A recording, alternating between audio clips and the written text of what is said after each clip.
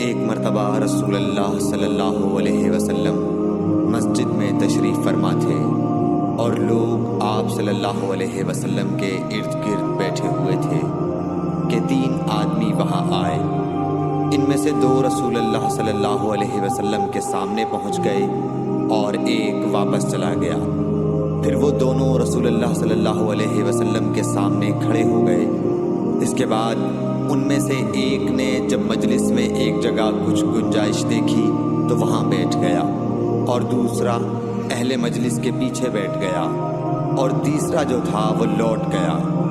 تو جب رسول اللہ صلی اللہ علیہ وسلم اپنی گفتگو سے فارغ ہوئے تو صحابہ رضی اللہ عنہم سے فرمایا، کیا تمہیں 3 آدمیوں کے بارے میں نہ بتاؤں؟